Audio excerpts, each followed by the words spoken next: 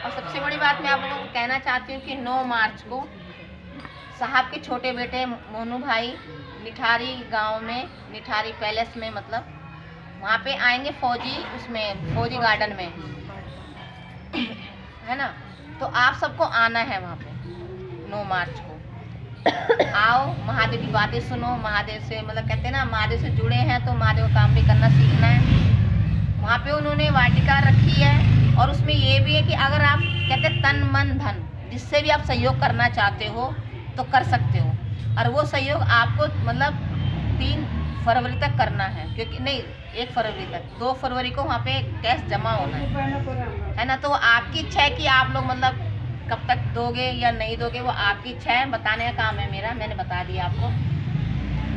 क्योंकि वहाँ पे जाना है, और अगर ना भी दे सको, कोई ज़बरदस्ती नहीं है कि कौन कितना देगा, वो आपकी इच्छा है, दो या मत दो, लेकिन जाना जरूरी है। वहाँ पे जाओ और देखो कि जिस भी गुरु भाई बहनों ने अगर अपनी राशि दी है, अपने पैसे दिए हैं वहाँ पे, उसका उपयोग कैसे हुआ है।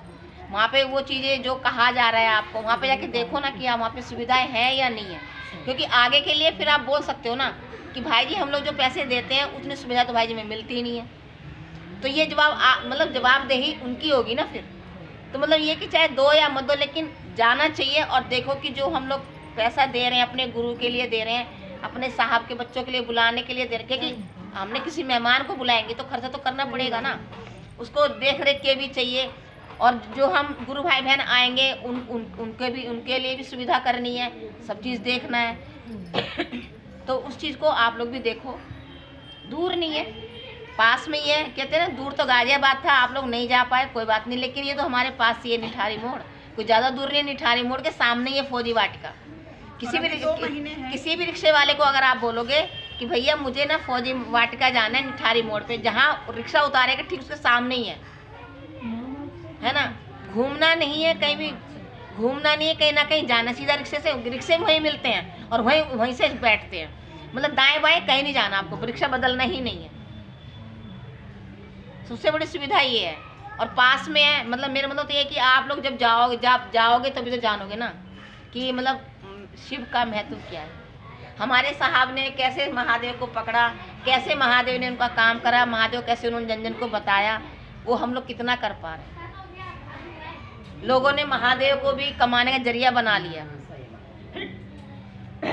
चर्चा के जरिए से लोग पैसे कमा रहे। तो इस चीज़ को हमें रोकना है। अगर कहीं पर भी होता है तो साहब ने भी बोला ना कि चर्चा में कोई खर्चा नहीं है, लेकिन जो भी कर रहे हैं उस चीज़ को हमें रोकनी पड़ेगा, क्योंकि ये धंधा नहीं है। साहब ने कभी पर्चे नहीं कटवाए, कभी कुछ नहीं कहा। वहाँ पर भी यही कहा गया है कि गुरु बहन आप सिर्फ इतना बोलना कि हम केवल 1 रुपया अपने महादेव के लिए मांग रहे हैं, आपसे अपने महादेव के लिए मांग रहे हो। अगर आपके महादेव है तो आप अपने महादेव कितना दोगे वो आपकी इच्छा है, लेकिन मैं अपने गुरु के लिए 1 रुपया मांग रहा हूँ, ताकि आपकी जो धन राशि है कहीं 1 रुपया आपके पुण्य काम में लग जाए। ये है। अगर मैं मतलब मेरा मतलब वही है कि अगर मेरा महादेव मुझे 1000 रुपये दे रहा है, अगर मैं 100 रुपये दे दूंगी तो कोई नुकसान नहीं है मेरे लिए। क्यों? जब वो 1000 दे रहा है तो मुझे 100 दूंगी तो क्या है।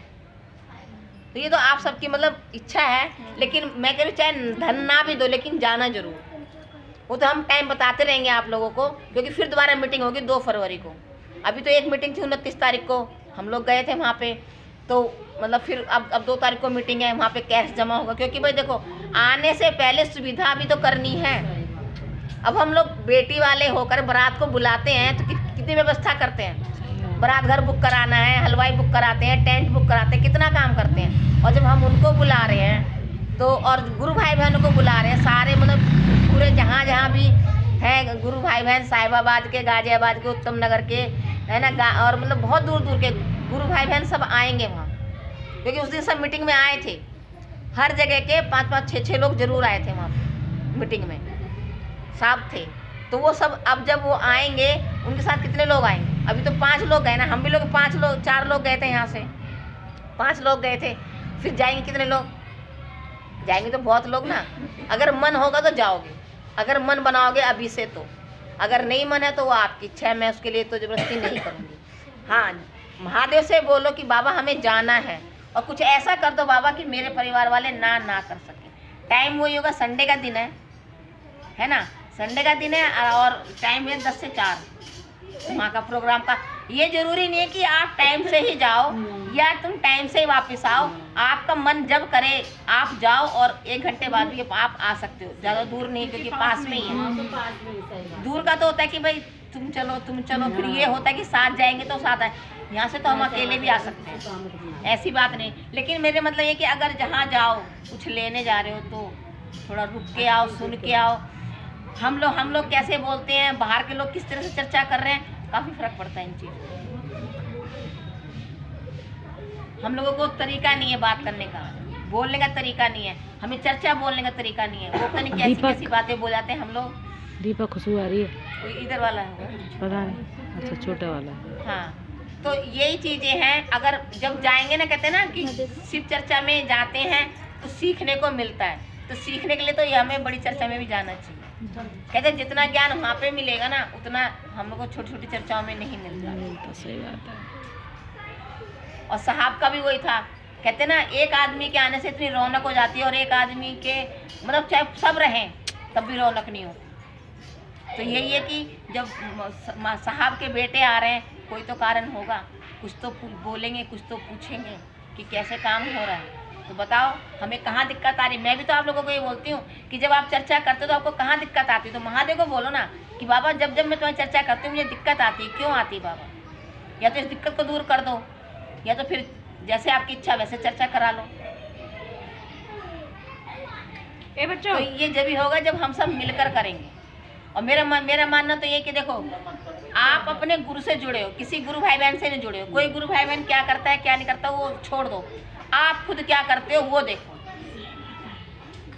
रही प्रसाद की बात, प्रसाद में जो मैंने चीज़ नोटिस करी है, अगर 4 तरह का प्रसाद आएगा ना, हर कोई चाहता है कि मुझे 4 तरह का प्रसाद मिले, लेकिन जरूरी नहीं कि सबको 4 तरह का प्रसाद मिले। अगर 4 चीज़ बराबर नहीं है तो 4 तरह का प्रसाद मिल कैसे जाएगा? है?